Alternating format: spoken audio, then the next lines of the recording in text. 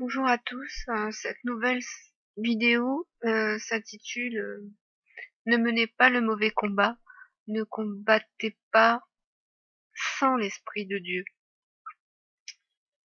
mais aussi ne combattez pas contre l'Esprit de Dieu. Il faut savoir que nous qui sommes nés à nouveau, nous sommes la nation sainte de Dieu, dans la joie de celui qui nous a rachetés et a vaincu la mort et le péché. Si moi-même j'étais dans le péché, c'est parce que j'étais morte à cette vie, et nombreux sont ceux qui sont morts et qui se croient vivants. Je vous le dis, celui qui est venu vient à nouveau à la porte de votre cœur, non par des prodiges et des grandes manifestations, mais dans la grâce et la miséricorde de son amour, par son esprit, par sa volonté toute puissante, afin de vous ramener des ténèbres à la lumière, et de nous ramener de la mort à la vie. C'est vrai que j'étais morte et à présent voici que je vis, élevée par celui à qui toute la victoire est remise et par laquelle tout genou fléchit sur terre, au ciel et dans les enfers. Et je vous le dis et je vous témoigne de la grande puissance du Sauveur sur ma vie, alors que j'étais morte, mourante et sans espoir. Mais le Seigneur donne le souffle à ceux qu'il prédestine à la vie, et ce souffle est le fruit de sa grâce, et uniquement de sa grâce. Et ce souffle ne peut être retiré si celui qui l'a donné ne l'a pas décidé, car Dieu décide tout dans sa toute-puissance. Il accorde à ceux qui ont faim, il donne à ceux qui demandent, non dans un esprit d'avidité et de possession, mais ceux qui demandent dans un esprit de véritable humilité et d'obéissance. Car à celui qui obéit, les portes du royaume lui sont complètement ouvertes. Sachez que Dieu ne mesure pas sa force à la faiblesse des hommes, mais il donne la force à l'homme faible, afin que celui-ci témoigne de sa puissance dans sa vie. Ne vous méprenez donc pas sur ceux qui parlent du Seigneur comme s'ils le connaissaient et ne le connaissent pas, car le Seigneur est très très clair sur ce sujet.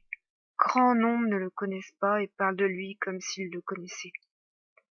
Non parce qu'ils mentent, mais parce qu'ils sont dans l'ignorance de la connaissance de Dieu et de sa volonté même.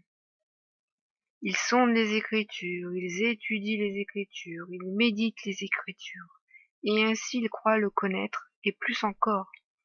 Ils sondent les Écritures et croient l'avoir reçu, alors qu'ils sont aveugles devant leurs propres péchés, alors qu'ils se croient vivants et qu'ils sont morts, et demeurent encore aveuglés dans les ténèbres. Je vous le dis, je ne parle pas de moi-même, mais de ce que l'Esprit du Seigneur Tout-Puissant amène à faire connaître aux enfants de son peuple. Je sais que les enfants de Dieu se reconnaissent entre eux, au sein d'une même famille, car ils sont tous issus du même Père et portent son nom. Et celui qui porte le nom du Père connaît son nom, et donc connaît son Père. Alors l'Esprit de Dieu vous demande à vous qui prêchez et affirmez le connaître. Avez-vous reçu le nom de Dieu?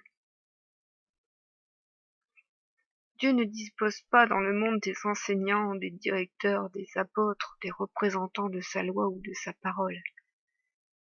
Car le Père a nommé un seul directeur, un seul représentant, un seul berger, un seul docteur de la loi, un seul médiateur, le Fils, son Fils qui est venu par l'Esprit de son Père, et est venu nous apporter à tous son esprit. Retenez votre désir de combattre contre celui-ci, car je vous le dis, nombreux sont ceux qui luttent et combattent l'Esprit de Dieu dans leur propre chair, et par les désirs de leur propre chair. Mais la chair doit être morte, pour qu'elle le soit, c'est l'Esprit lui-même qui doit la faire mourir, et non l'homme par sa propre volonté seule.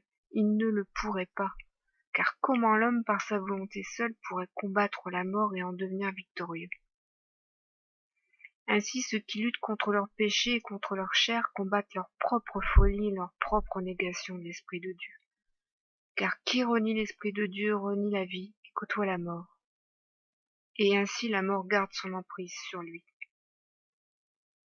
Sachez que la mort, elle est comme une femme séductrice qui vous invite continuellement à coucher avec elle, vous accordant de multiples plaisirs d'une vie mortelle, car ce qui est mortel est la vie de ce monde et les plaisirs de ce monde. Tout intérêt pour le monde est ennemi de l'Esprit de Dieu, et tout homme qui a intérêt pour une seule chose du monde est en inimitié avec Dieu et désobéit à sa volonté. Car Dieu l'a dit à plusieurs reprises dans les Écritures. Car ce qui manque à mon peuple rebelle est l'obéissance. L'Esprit nous annonce ces choses, non pour prêcher un autre évangile ou une autre parole que celle qui fut annoncée par le Fils de l'Éternel, mais pour confirmer ce qui fut enseigné par le Fils, les apôtres et les prophètes. Vous êtes nés de la parole lorsque vous naissez de l'Esprit, car c'est la parole de Dieu, le Fils qui est venu vous apporter l'Esprit du Père, afin que vous viviez par lui et en lui, ayez la vie éternelle. Alors ne rejetez pas l'Esprit du Père, ni les appels de l'Esprit dans votre cœur, car celui qui nous a été envoyé est venu, et je vous assure qu'il vient, dans toute sa miséricorde à tous ceux qui sont encore morts, afin de leur offrir la vie éternelle. Le Père, l'Esprit, le Fils disent ensemble. Ils sont comme des mauvais soldats, ils mènent le mauvais combat, car ils combattent sans l'Esprit. Et la foi sans l'Esprit de Dieu n'est rien, car la foi provient de l'Esprit.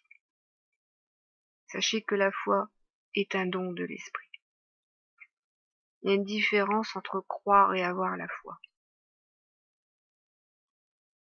Et celui qui ne sait pas ces choses ne connaît ni la foi ni l'Esprit. Car ce qui donne la puissance à la foi, c'est la puissance de l'Esprit. Toutes choses de Dieu sont manifestées par la puissance de son Esprit. Et tout homme ne devient fort que par la grâce de Dieu, qui nous donne les dons de la puissance de son Esprit. Alors ne menez pas en vain le mauvais combat. Soyez tous bénis. Amen.